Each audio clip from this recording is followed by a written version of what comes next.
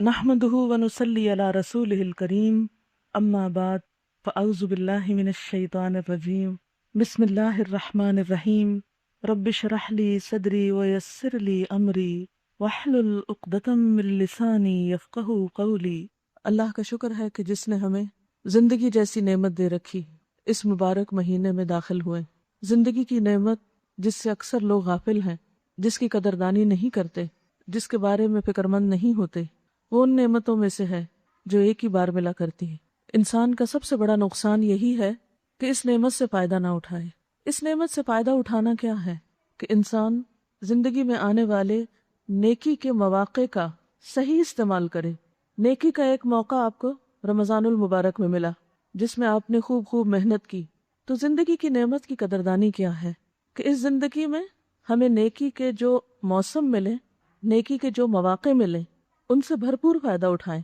یہ اللہ تعالیٰ کی خاص رحمت ہے کہ ہمیں سال میں کئی بار ایسے مواقع ملتے ہیں۔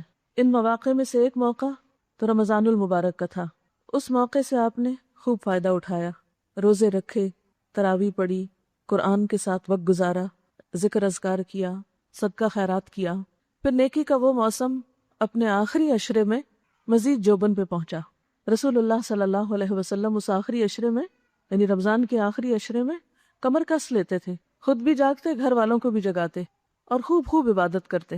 اس عشرے کے بعد ذوالحج کا یہ عشرہ ہمارے لیے ایک بہت ہی قیمتی عشرہ ہے، لیکن ہم میں سے کتنے لوگ ہیں جنہوں نے اس عشرے کے آنے کا انتظار بھی کیا، یا پھر ذوالحج کا چاند دیکھنے کے بعد نیکی کے کچھ پلان بنائے، کچھ پروگرام بنائے، کچھ اس کے بارے میں سوچا، قدردانی کی اور شکر ادا کیا کہ الحمدللہ ہمیں اللہ کی طرف سے ایک اور مہلت مل گئی کہ ہم ہوش و حواس کے ساتھ زندہ ہیں اور کام کرنے کے قابل ہیں۔ اللہ نے ہمیں ایسی بیماریوں سے بچا رکھا ہے کہ جن میں مبتلا ہو کر انسان کے پاس عمل کی کوئی بھی قدرت اور طاقت نہیں رہتی۔ اس بڑھاپے سے بچا رکھا ہے کہ جس میں انسان بیمار نہ بھی ہو تو محض بڑھاپا انسان کے لیے بطور بیماری کے کافی ہے، کہ جس میں انسان کچھ کرنے کے قابل نہیں ہوتا۔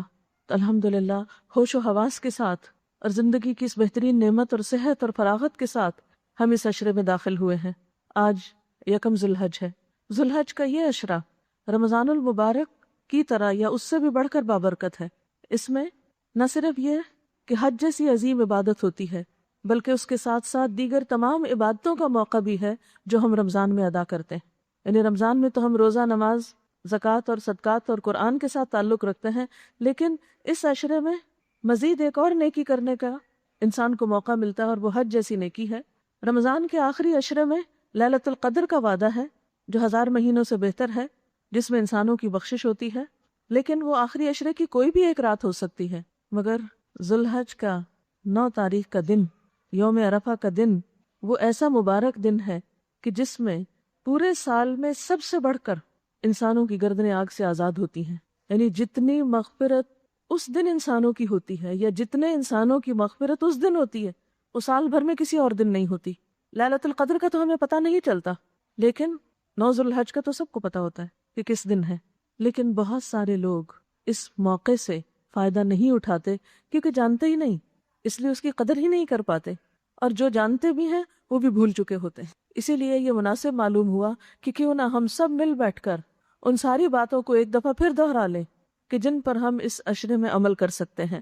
قرآن پاک میں اللہ سبحانہ وتعالیٰ نے سورۃ الفجر میں ایک قسم کھائی ہے، والفجر وليال عشر والشفع والوتر، قسم ہے فجر کی اور 10 راتوں کی۔ اور اکثر مفسرین نے ان 10 راتوں سے مراد ذوالحج کا پہلا عشرہ لیا ہے، کیونکہ ان 10 دنوں میں کیے جانے والے نیک اعمال اجر کے اعتبار سے سارے سال میں کیے جانے والے نیک اعمال پہ بھاری ہیں۔ رسول اللہ صلی اللہ علیہ وسلم نے فرمایا، کوئی دن ایسا نہیں جس میں کیا گیا نیک عمل اللہ تعالیٰ کو ان 10 دنوں کے عمل سے زیادہ پسند ہو۔ یعنی کوئی دن ایسا نہیں پورے سال میں، اور کوئی دن ایسا نہیں جس میں کیا گیا نیک عمل اللہ تعالیٰ کو ان 10 دنوں کے عمل سے زیادہ پسند ہو۔ لیکن عام طور پر ان 10 دنوں میں نیکی کے کام کرنے کی طرف توجہ کم ہی ہوتی ہے۔ رسول اللہ صلی اللہ علیہ وسلم سے پوچھا گیا، کیا اللہ کے راستے میں جہاد کرنا بھی اتنا پسند نہیں؟ آپ نے فرمایا، اللہ کے راستے میں جہاد کرنا بھی اتنا پسند نہیں، سوائے اس کے کہ انسان اپنی جان و مال کے ساتھ نکلے اور واپس نہ لوٹے. یعنی اگر شہید ہو جائے تو شہادت جیسا عالیشان درجہ اس سے بڑا ہے، لیکن شہادت کے بعد سب سے بہترین عمل ان 10 دنوں میں کیا ہوا نیک عمل ہے. لہذا کتنا ضروری ہے کہ ہم شعور کے ساتھ، توجہ کے ساتھ اور ہمت اور کوشش کے ساتھ زیادہ سے زیادہ نیکیاں کرنے کی طرف متوجہ ہوں. حضرت جابر سے روایت ہے، رسول اللہ صلی اللہ علیہ وسلم نے فرمایا، دنیا کے سارے ایام کے مقابلے میں، یعنی دنیا کے جتنے بھی دن ہیں، اور دن منانے کا رواج تو آپ کو معلوم ہے کتنا زیادہ ہے، سب قوموں میں مختلف قسم کے دن منائے جاتے ہیں. دنیا کے سارے ایام کے مقابلے میں یہ 10 ایام یعنی عشرہ ذو الحج سب سے زیادہ افضل ہیں. آپ سے پوچھا گیا کیا جہاد فی سبیل اللہ بھی ان کے برابر نہیں؟ فرمایا جہاد فی سبیل اللہ بھی ان جیسا نہیں، سوائے اس جہاد کے جس میں انسان شہید ہو جائے. اور ان 10 دنوں میں خاص طور پر یوم عرفہ جس دن حج ہوتا ہے، تو جن لوگوں کو حج کا موسم نصیب ہو ان کی خوش قسمتی کا تو کیا ہی ٹھکانہ، اگر وہ خالصتاً اللہ کے لیے، اللہ کی رضا کے لیے اس گھر کا طواف کریں اور باقی مناسک ادا کریں. اور جو لوگ وہاں نہ بھی جا سکے وہ بھی اس دن خوب اپنے لیے دعائیں کریں کہ اللہ تعالیٰ وہاں جانے کی بھی توفیق دے، اور اس کے علاوہ بھی، کیونکہ رب تو وہی ہے نا جو عرفہ والوں پر مہربان ہے، وہ نظر کرم ہم پہ بھی کر سکتا ہے. اور اب تو کتنا آسان ہو گیا ہے کہ جب حاجی عرفات میں ہوتے ہیں اور اس وقت ڈائریکٹ آپ کو کمنٹری پتہ چل رہی ہوتی ہے، سب کچھ دکھایا بھی جا رہا ہوتا ہے، آپ ساتھ ساتھ بھی دعائیں کر سکتے ہیں. آپ صلی اللہ علیہ وسلم نے فرمایا عرفہ کے علاوہ کوئی دن ایسا نہیں جس میں اللہ تعالیٰ کثرت سے بندوں کو آگ سے آزاد کرے. اس روز اللہ تعالیٰ اپنے بندوں کے بہت قریب ہوتا ہے اور فرشتوں کے سامنے ان کی وجہ سے فخر کرتا ہے، اور فرشتوں سے پوچھتا ہے یہ لوگ مجھ سے کیا چاہتے ہیں، یعنی یہ لوگ کیوں یہاں اکٹھے ہوئے ہیں، ان کی کیا دعا ہے، ان کی کیا تڑپ ہے، کیا خواہش ہے. اور فرشتوں کو بتاتا ہے کہ دیکھو یہ سارے بندے اپنے گھر بار، اپنے ملک اور وطن اور عزیز و اقارب اور رشتہ دار سب کو چھوڑ چھاڑ کر یہاں آ بیٹھے ہیں. تو اسی طرح وہ بندہ جو ہر چیز کو چھوڑ کر کہیں الگ بیٹھ کر اللہ کے سامنے آنسو بہائے اور اللہ سے بخشش طلب کرے، تو یقیناً اس کی دعا بھی قبول ہوگی اور اس کے لیے بھی بخشش ہوگی. لیکن عام طور پر ہم ایسے مواقع سے فائدہ اٹھانا بھول جاتے ہیں. ایک اور جگہ پر آتا ہے، آپ صلی اللہ علیہ وسلم نے فرمایا کہ اللہ تعالیٰ اس روز فرشتوں کو گواہ بنا کے کہتے ہیں کہ جاؤ تم گواہ رہو، ان سب کو میں نے بخش دیا. فرشتے کہتے ہیں کہ ان میں فلاں شخص گناہ گار ہے، اللہ تعالیٰ فرماتا ہے میں نے ان سب کو معاف کر دیا. یعنی جو بھی بخشش کے لیے قدم بڑھاتا ہے، دعا کرتا ہے، میں ان سب کو بخش دیتا ہوں. رسول اللہ صلی اللہ علیہ وسلم نے فرمایا لوگو ان 10 دنوں میں اللہ تعالیٰ تمہاری حاضری کی وجہ سے تم پر فرشتوں کی جماعت میں فخر کرتا ہے، فرماتا ہے کہ میں تمہارے گناہوں کو معاف کرتا ہوں. مگر حق العباد یعنی حقوق العباد، بندوں پہ زیادتی کرنا، اس کے بارے میں بھی یعنی اللہ تعالیٰ فرماتے ہیں کہ جو حج کے موقع پر پہنچ کر وہاں پر اپنے لیے گناہوں کی معافی چاہیں گے، اللہ تعالیٰ جن پر زیادتی انہوں نے کی ان کو اپنے کرم سے نواز دے گا، اور اگر وہ سچے دل سے معافی مانگے تو وہ گناہ بھی ان کے معاف ہو جائیں گے. ورنہ عام طور پر حقوق العباد جیسے گناہ جب تک بندے معاف نہ کریں تو معاف نہیں ہوتے. انہی 10 دنوں میں پھر قربانی کا دن ہے، یوم النحر، 10 تاریخ کا دن. یہ دن اللہ تعالیٰ کے نزدیک سب سے زیادہ باوقار اور عظمت والا دن ہے. پھر اسی طرح جو ہی آپ ذوالحج کا چاند دیکھیں، ذوالحج کی ابتدا ہو جائے تو فوراً اپنی توجہ خاص طور پر اللہ تعالیٰ کی طرف کریں. اور اس میں اگر تو حج نصیب ہو تو وہاں تو دن رات پھر عبادت ہی کے مواقع ہیں، اور اگر حج نصیب نہ ہو، گھر میں ہو، تو پھر آپ کیا کر سکتے ہیں؟ سب سے پہلی چیز ان دنوں میں روزہ رکھنا. پورے 10 دن روزہ رکھنا کچھ فرض نہیں، کچھ لازم نہیں، لیکن اگر کوئی رکھنا چاہتا ہے تو رکھ سکتا ہے. روزہ رکھنا ویسے بھی اللہ تعالیٰ کے نزدیک ایک پسندیدہ ترین عبادت ہے. متفق علیہ روایت میں آتا ہے کہ جو شخص اللہ کی راہ میں ایک روزہ رکھتا ہے، اللہ تعالیٰ اس کے بدلے میں اس کے اور جہنم کے درمیان 70 سال کا فاصلہ کر دیتا ہے. اللہ کی راہ میں رکھنے کا مطلب کیا ہے؟ یعنی خالصتاً اللہ کی رضا میں. تو عام دنوں میں روزہ رکھنا بھی، یعنی جس میں کوئی ریاکاری نہ ہو، کوئی دکھاوا نہ ہو، کسی پر اپنی نیکی اور تقوی کا اظہار مقصود نہ ہو، تو وہ روزہ بھی ایک بہترین عبادت ہے، کیونکہ روزہ ایک ایسی عبادت ہے جو اللہ اور بندے کے درمیان ہوتی. لیکن اگر یہی روزہ اس عشرے میں رکھا جائے تو اس کا اجر و ثواب کئی گنا بڑھ جاتا ہے. مثلاً اگر آپ قضا روزے بھی ان دنوں میں رکھنا چاہیں تو آپ رکھ سکتے ہیں. تو چونکہ یہ عشرہ بابرکت ہے، اس لیے چاہے آپ قضا ہی پورے کر رہے ہوں تب بھی آپ کو اس کا فائدہ کہیں زیادہ ہوگا. اور ترمذی کی روایت میں خاص طور پر آتا ہے عشرہ ذوالحج میں عبادت اللہ تعالیٰ کو بہت پسند ہے. ان دنوں میں ایک روزہ رکھنے کا ثواب سال بھر کے روزوں کے ثواب کے برابر ہے. پھر اسی طرح ایک اور روایت میں آتا ہے کہ یوم عرفہ کا روزہ، اس کے بارے میں مجھے اللہ تعالیٰ سے امید ہے کہ وہ 1 سال پہلے اور 1 سال بعد کے گناہوں کے لیے کفارہ بن جائے گا. یعنی اگر آپ سارے عشرہ کسی وجہ سے نہ رکھ سکیں تو کم از کم 9 ذی الحج کا روزہ ضرور رکھیں. وہ روزہ خاص طور پر بہت اہم ہے، انسانوں کے گناہوں کی معافی کا ذریعہ ہے. پھر اسی طرح تہجد کی نماز جس کی عادت شاید آپ کو رمضان میں پڑی ہو اور پھر آہستہ آہستہ کم ہو گئی ہو، پھر سے اس کا آغاز کر لیں، کیونکہ نماز رسول اللہ صلی اللہ علیہ وسلم نے فرمایا وَجُعِلَتْ قُرَّةُ عَيْنِي فِي الصَّلَاةِ، میری آنکھوں کی ٹھنڈک نماز میں رکھ دی گئی. سب سے زیادہ بندہ اللہ کے جو قریب ہوتا ہے وہ سجدے میں ہوتا ہے. وَاسْجُدْ وَاقْتَرِبْ، ہم سب اللہ کا قرب چاہتے ہیں، ہم سب اللہ کی محبت کے دعوے کرتے ہیں، اللہ کے قریب ہونا چاہتے ہیں، اللہ کے فیورٹ بننا چاہتے ہیں، اس کے پسندیدہ بننا چاہتے ہیں، لیکن وہ کام کیوں نہیں کرنا چاہتے جس سے ہم اللہ کے قریب ہو سکیں، واقعی ہو سکے؟ اور وہ کام ہے سجدوں کی کثرت، شوق اور محبت سے سجدہ کرنا. لیکن یاد رکھیں سجدہ ہی سب سے بھاری کام ہو جاتا ہے انسان کے باقی عبادات کے مقابلے میں. ایون بعض اوقات روزے کے مقابلے میں بھی نماز زیادہ مشکل لگتی، کیونکہ سب سے زیادہ انسان پر شیطان کا غلبہ نماز ہی کے وقت ہوتا ہے. کیوں آخر؟ اس لیے کہ اس نے سجدے سے انکار کیا تھا. انسان جب سجدے میں ہوتا ہے تو شیطان سر پیٹتا ہے اپنا، روتا ہے کہ سجدے سے انکار نے مجھے اللہ سے دور کر دیا، اور انسان سجدہ کر کے اللہ کے قریب ہو گیا. تو سجدے سے انکار یعنی نماز نہ پڑھنا یا نماز سے انکار اللہ سے دوری کا ذریعہ بنتا ہے، اور نماز پڑھنا اللہ سے قرب کا ذریعہ. یعنی کوئی اور عبادت ایسی نہیں ہو سکتی جیسی نماز جو آپ کو اپنے رب کے قریب کر دے. آپ دیکھیے دنیا میں جن انسانوں سے آپ کو محبت ہوتی ہے آپ ان کے قریب رہنا چاہتے ہیں، آپ اپنے ماں باپ کے قریب رہنا چاہتے ہیں، بہن بھائیوں کے قریب رہنا چاہتے ہیں، دوستوں کے قریب رہنا چاہتے ہیں. جس سے جتنی زیادہ محبت ہوتی ہے اس سے اتنا ہی قریب ہونا چاہتے ہیں، اس کے مقرب بننا چاہتے ہیں. تو اللہ کی ذات کیا واقعی قریب ہونا چاہتے ہیں؟ واقعی قرب کی تمنا ہے، واقعی قرب کا شوق ہے؟ اور اگر ہے تو اس کو سچا کیجئے. اور وہ سچائی نماز کے بغیر نہیں ہو سکتی. یہ ہو نہیں سکتا کہ کسی شخص کو اللہ کے قریب ہونے کا شوق ہو اور پھر نماز اس کو پسند نہ ہو، یا نماز اس کو مصیبت لگے، یا پھر نماز چھوڑ دے. وہ نہیں، یہ نہیں ہو سکتا. وہ کسی بھی حال میں ہو، وہ مجبوری سے نہیں، صرف فرض نبھانے کے لیے نہیں، وہ بیمار ہو، وہ تندرست ہو، وہ سفر میں ہو، وہ گھر میں ہو، وہ کہیں بھی ہو، وہ شوق سے نماز کی طرف دوڑے گا. تو اس عشرے میں پھر سے اپنی نمازوں کی تجدید کریں، نوافل کی تجدید کریں جن کی تجدید آپ نے رمضان میں کی. ایک موقع اور آ گیا ہے اللہ کے قریب ہونے کا، لہٰذا خوب خشوع کے ساتھ، لمبے سجدوں کے ساتھ دعائیں مانگتے ہوئے، کیونکہ سب سے زیادہ دعا سجدے میں قبول ہوتی، تو دعائیں مانگتے ہوئے اللہ تعالیٰ کے حضور سجدے میں زیادہ سے زیادہ وقت گزار سکیں تو گزاریں. رسول اللہ صلی اللہ علیہ وسلم نے فرمایا میرا بندہ لگاتار نوافل کے ذریعے میرے قریب آتا ہے، یعنی نوافل کے ذریعے قریب آتا چلا جاتا ہے، یہاں تک کہ میں اسے پسند کرنے لگتا ہوں.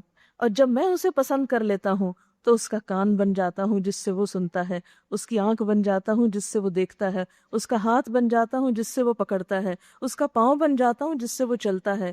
اگر وہ مجھ سے مانگے تو میں لازماً اسے دیتا ہوں، اور اگر مجھ سے پناہ طلب کرے تو میں یقیناً اس کو پناہ دیتا ہوں. اور میں اگر کوئی کام کرنے پر آ جاؤں تو کسی چیز سے تردد نہیں کرتا سوائے میرے اس تردد کے جو مجھے اپنے اس بندے کی جان لینے کے وقت ہوتا ہے جو موت کو ناپسند کرتا ہے، اور میں اس کا دل دکھانا بالکل پسند نہیں کرتا. یعنی بندہ جب اللہ کی محبت حاصل کرتا ہے نوافل کے ذریعے تو پھر اللہ تعالیٰ فرماتے ہیں کہ میں اس کا ہاتھ بن جاتا ہوں، آنکھ بن جاتا ہوں. مراد اس سے کیا ہے کہ پھر وہ میرے دیے ہوئے نور سے دیکھتا ہے، میری تائید اس کو حاصل ہو جاتی ہے، میری مدد اس کو حاصل ہو جاتی ہے. اس کا دیکھنا بھی عبادت بن جاتا ہے، اس کا سننا بھی عبادت بن جاتا ہے، اس کا کام کاج بھی عبادت بن جاتا ہے، اس کا چلنا پھرنا بھی عبادت بن جاتا ہے. اور پھر واقعی وہ میری محبت حاصل کر لیتا ہے، اور جب میری محبت حاصل کر لیتا ہے تو پھر وہ جو مجھ سے مانگتا ہے میں اسے دیتا ہوں.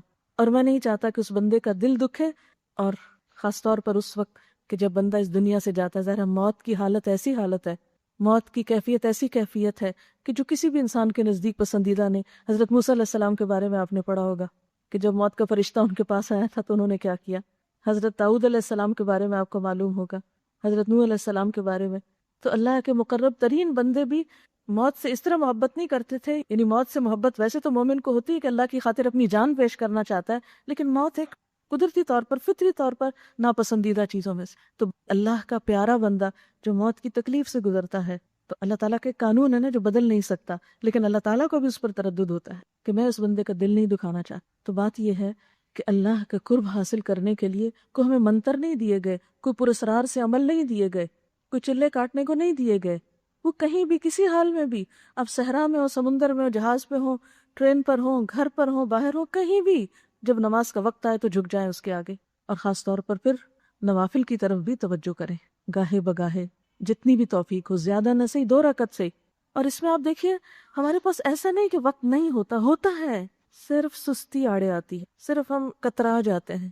لیکن جب شوق لگ جاتا ہے تو پھر مشکل نہیں ہوتا. اور یہ جو خاص برکت والے دن ہوتے ہیں ان میں نیکی آسان ہو جاتی. اور پھر جب ایک دفعہ انسان کرنے لگتا ہے 30 دن، وہ رمضان کے 10 یا 40 ہو گئے، کہتے ہیں 40 دن اگر انسان کوئی عمل کرے تو اس کی عادت بن سکتا ہے.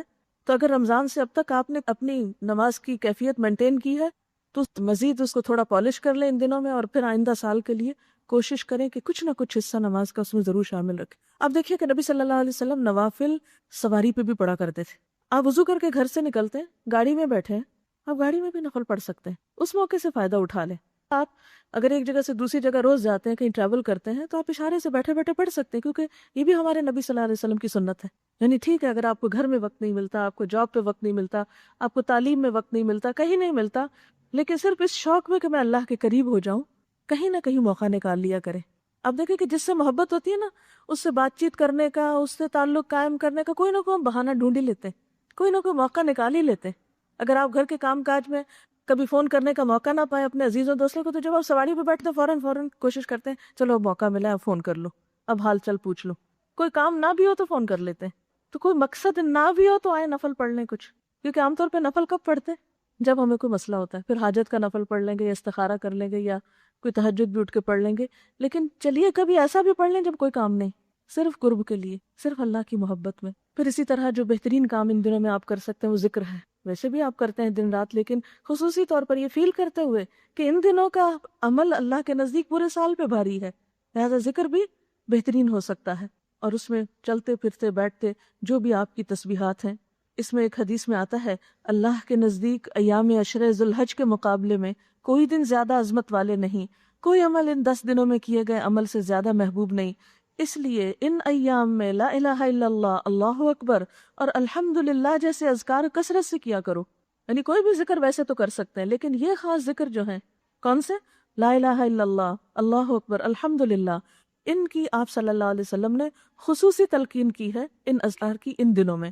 اور پھر تکبیرات، امید ہے تکبیرات کی کیسٹ ہر گھر میں ہوگی، آج سے ہی پلے کرنا شروع کریں، کیونکہ جب ہم کریں گے بچے بھی سنیں گے. آپ وہ کیسٹ بند کر دیں گے، بچے پڑھنا شروع کر دیں گے، آپ کو خود بھی یاد ہونے لگے گی. لہٰذا خود بھی اور دوسروں کو بھی اس طرح مائل کریں اور کثرت کے ساتھ اللہ اکبر اور لا الہ الا اللہ اور یہ تکبیرات دہرائیں. تکبیرات میں اللہ اکبر کبیرہ والحمد للہ کثیرہ وسبحان اللہ بکرۃ واصیلا.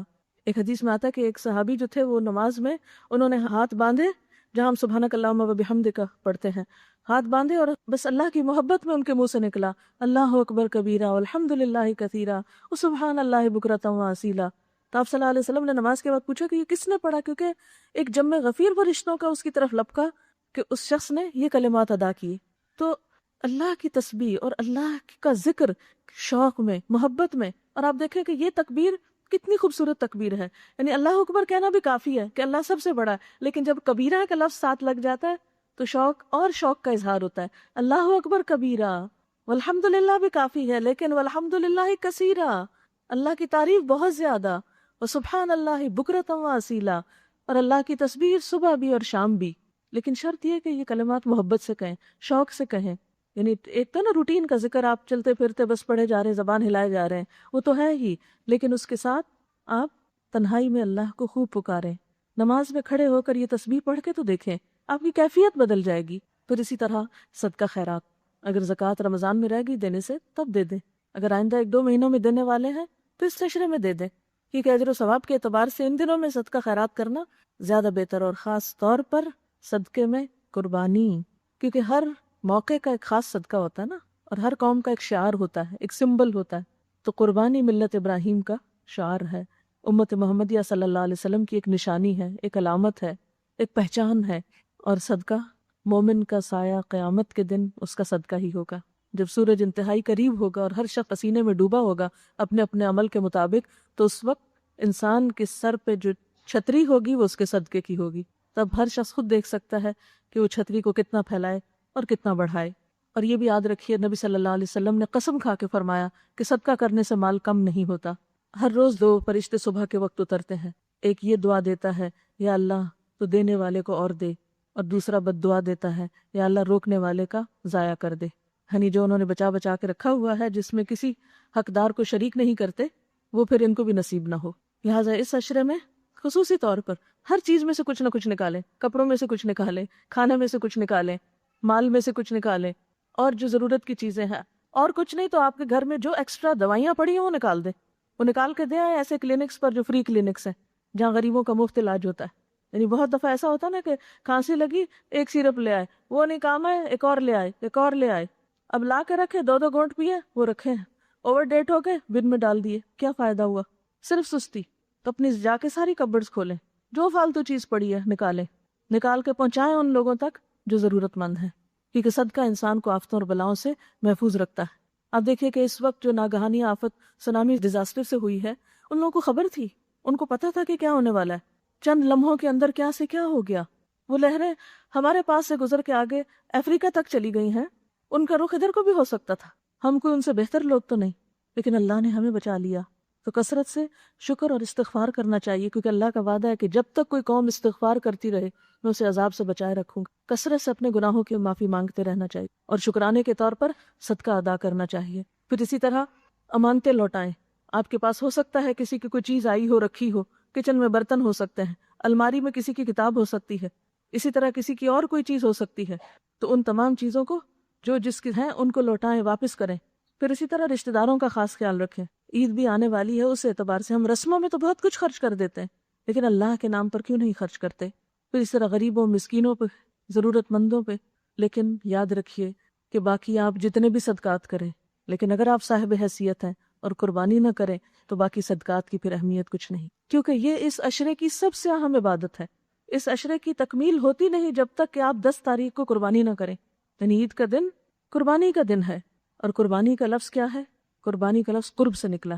جیسے نماز قرب کا ذریعہ ہے، ایسے ہی قربانی بھی سراسر قرب کا ذریعہ ہے۔ فَصَلِّ لِرَبِّكَ وَانْحَرْ، اپنے رب کے لیے نماز پڑھیے اور قربانی کیجیے۔ یعنی ایک طرف نماز ہے اور اسی طرح ساتھ ہی کس کا ذکر ہے؟ قربانی کا ذکر ہے۔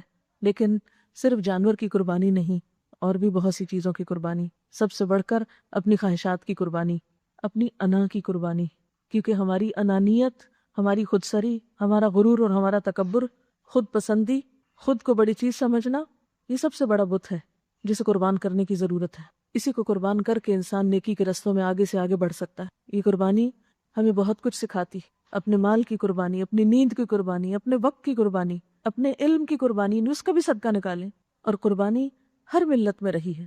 قربانی حضرت آدم علیہ السلام کے دور سے شروع ہوتی ہے۔ قرآن پاک میں حضرت آدم علیہ السلام کے 2 بیٹوں کی قربانی کا ذکر سورۃ المائدہ آیت 27 میں موجود ہے۔ یعنی ایسا نہیں کہ قربانی کو آج ہمارے ہاں پاکستان میں کوئی رسم شروع ہو گئی کہ ہر سال